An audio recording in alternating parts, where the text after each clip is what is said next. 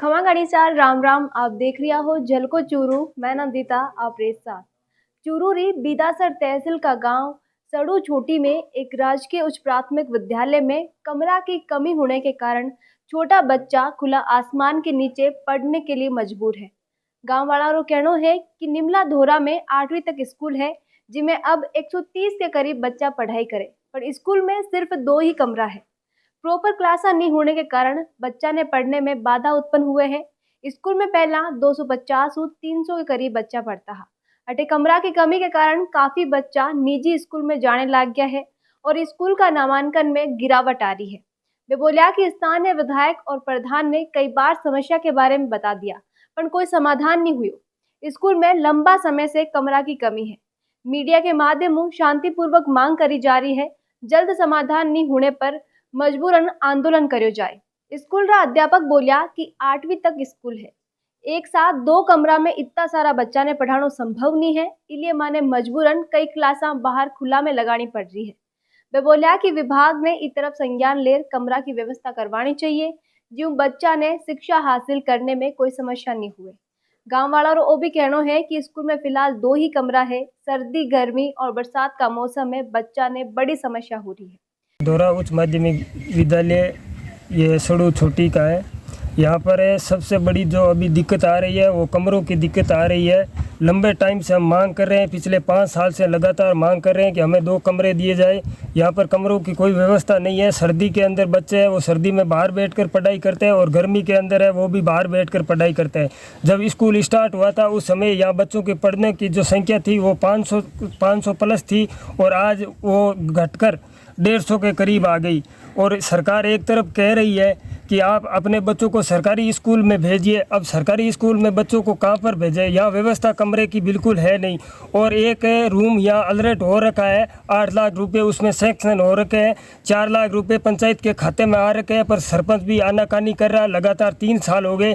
3 साल में जब भी लोग ग्रामीण जाते हैं तो एक ही जवाब देता है कि मैं बना दूंगा, लेकिन वो भी अपनी आंखें नहीं खोल रहा है। और प्रशासन के माध्यम से हमने बहुत बार लिखित में दिया है और मैंने अभी कल भी लिखित में दिया है और ऑनलाइन कंप्लेंट भी मैंने की है। सीएमओ ऑफिस तक भी पहुंचाया है, बहुत एसडीएम साहब को भी दिया, बीडीओ साहब से भी कल बोला, लेकिन कोई सुनवाई बिल्कुल भी नहीं है। यहाँ पर लगातार जो सिस्टम है वो बिल्कुल इन बच्चों का ख़राब होता जा रहा है। और यहाँ तकरीबन 450 ढाणियाँ निवास करते हैं लोग सड़ू गांव के, जो सारे के सारे गांव में ढाणियों में रहते हैं और उन बच्चों की कोई व्यवस्था नहीं है।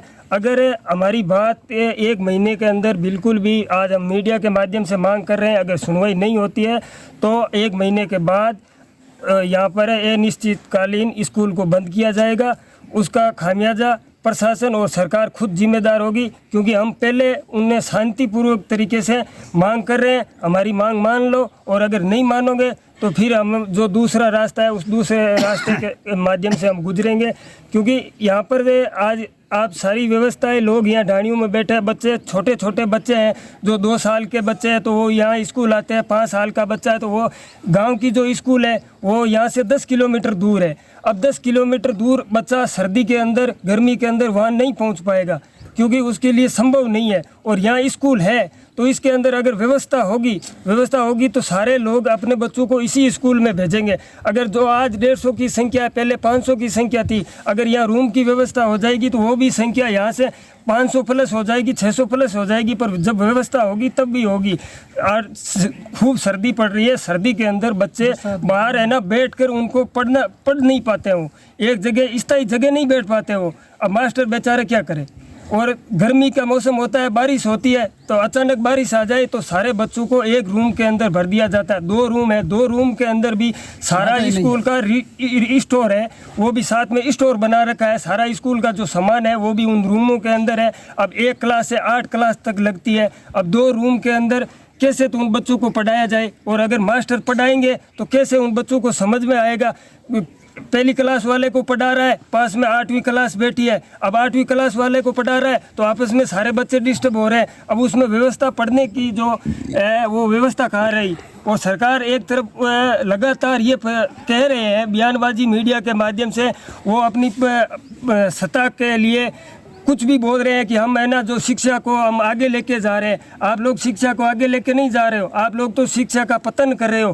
पूरे राजस्थान के अंदर अभी 140 से ज़्यादा तो स्कूलें तो पीछे कुछ टाइम में बंद कर दी। तो ये आपका स्कूलों की तरफ रुझान कहाँ है? शिक्षा की तरफ रुझान नहीं है, ये तो आप शिक्षा को नष्ट करने की तरफ आपका रुझान है। और ये कतई बर्दाश्त हम लोग नहीं करेंगे, चाहे किसी भी हालात में, चाहे हमें किसी भी कंडीशन में गुजरना पड़े, चाहे हमें जो खामियाजा हमें उठाना पड़े, हम उठाने के लिए तैयार हैं। लेकिन यहाँ जब तक अगर व्यवस्था अगर नहीं की तो ईंट का जवाब पत्थर से दिया जाएगा। धन्यवाद। आरएलबीरा विधानसभा संयोजक हनुमान ढाका नाराजगी जाहिर करता हुआ बोला कि स्कूल में 400 ढाणिया का बच्चा पढ़ने के लिए आवे, क्योंकि आसपास में कोई दूसरो सरकारी स्कूल नहीं है। प्रधान कोटाऊ एक कमरा के निर्माण की स्वीकृति भी मिल चुकी है, पर पंचायत की उदासीनता के चलता और बार बार सरपंच और उच्च अधिकारियों के प्रधान ने अवगत कराने के बाद भी अभी तक कमरा को निर्माण कार्य शुरू नहीं करो गयो है। प्रधानाध्यापक चंदाराम मीणा बताया कि विद्यालय परिसर में 2 ही कमरा होने की वजह सभी बच्चा ने एक साथ बैठार पढ़ाने में परेशानियों को सामना करना पड़ रही है। सर्दी में बच्चा ने खुला आसमान के नीचे पढ़ाने के लिए मजबूर है। राज्य के उच्च प्राथमिक विद्यालय निमला दोहरा जो सड़ू छोटी पंचायत में आता है, इस विद्यालय के अंदर 129 छात्र छात्राएं अध्ययनरत हैं। और रूम की बात करें तो कक्ष मात्र 2 ही हैं। एक रूम है उसको हम ऑफिस के रूप में काम में लेते हैं, और इसके अलावा स्टोर रूम भी है एक छोटा सा जो बहुत कम पड़ता है। तो इसके अभाव में हमें स्टोर भी लगभग कक्षाओं के अंदर थोड़े पीछे की जगह हम काम में लेते हैं। तो यहाँ पे विद्यालय में कुल 9 पोस्ट हैं, उनमें से 8 अध्यापक अभी कार्यरत हैं। तो 8 अध्यापकों को अलग अलग कक्षा लगाने पर कक्षा 8 अगर हम लगाएं तो 2 रूमों में लगा पाना संभव नहीं है। इसलिए हम बाकी क्लासों को बाहर बिठा करके हम अध्ययन करवाते हैं, जिसमें सर्दी हो चाहे गर्मी हो चाहे बरसात हो।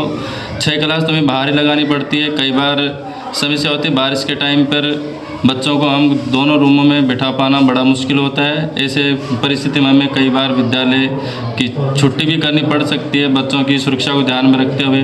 तो मेरा तो यही कहना है कि विभाग इस मामले को संज्ञान में ले, और हो सके कि तो बच्चों के भविष्य को देखते हुए तुरंत कक्षों की व्यवस्था करें, ताकि सुचारू रूप से अध्ययन जारी रहे और बच्चों का भविष्य जो हम बना सकें। अब अगली खबर को रुक करा तो चूरू सदर पुलिस और डीएसटी की संयुक्त टीम NH52 पर ढाडर टोल नाका के पास एक ट्रक को करीब 2 लाख रुपया को 19 किलो 320 ग्राम डोडा पोस्ट जब्त करियो है। पुलिस मौकाऊ ट्रक में जब्त कर पंजाब निवासी एक तस्कर ने गिरफ्तार करियो है। एसपी जे यादवरा निर्देश में चल रहा मादक पदार्थों के खिलाफ विशेष अभियान के तहत डीएसटी की सूचना पर कार्रवाई करी गई। सदर थाना अधिकारी बलवंत सिंह के अनुसार NH52 पर ढाडर टोल नाका के पास नाकाबंदी के दौरान रतन नगर की तरफ आ रही पंजाब नंबर के ट्रक ने रोक्यो और मेरी जांच करी तो भी में 19 किलो 320 ग्राम डोडा पोस्ट बरामद हुआ। पुलिस मौकाऊ जसप्रीत सिंह ने गिरफ्तार कर लियो है।